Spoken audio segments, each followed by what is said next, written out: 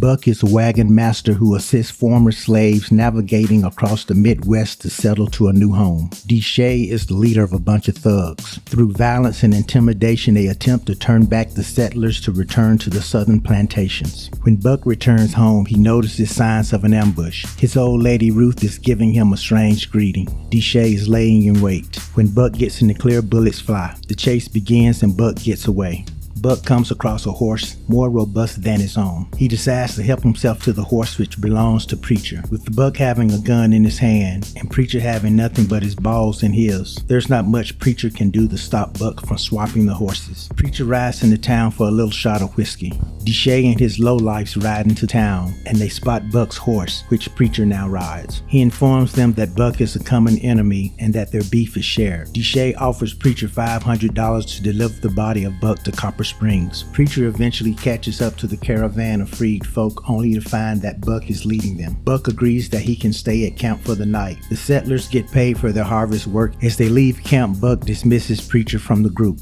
Along the way, Preacher encounters a bunch of native scouts. He does a U-turn and goes to warn Buck.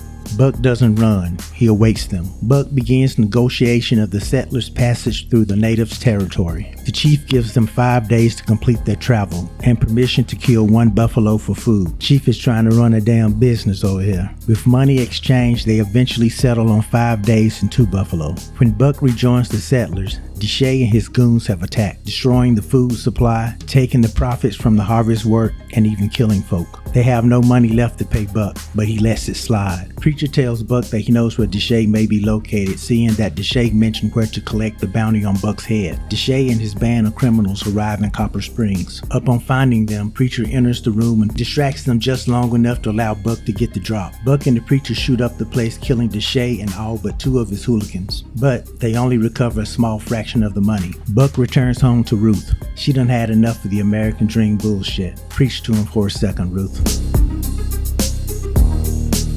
The virtuous Buck wants to keep his word to the settlers before heading north. Preacher convinces Buck to rob a bank to get the money for the settlers. The 3 pull off a bank robbery right in front of the sheriff's office. And once again, the chase is on. Buck and Preacher escape to native territory. The natives block the passage and even the terrorists ain't crazy enough to cross that line. Right off the rip, Chief lets Buck know that your beef ain't my beef. Buck is back to negotiating for food, guns, and horses. The chief agrees to horses and dry meat only. No guns. He ain't trying to give up guns because they still have a fight on their hands. When Buck tries to fight in the same fight tactic, Chief counterpoints that Buck fought in the white man's army. Chief makes it clear, no guns, no bullets. The natives tell Buck that the terrorists are back on the ass of the settlers. The natives agree to take Buck on a shortcut through the mountains to save the settlers. But remember, they ain't gonna fight for them. Buck and Preacher make it to the caravan and lead the bad guys away. They get into a shootout. Buck and the Preacher get surrounded. More gunplay. Both Preacher and Buck get shot. Just when it seemed like they had no hope, the natives intervene. Our heroes save the day with a little assist. The black folk make it out to the west and Buck and Preacher ride out.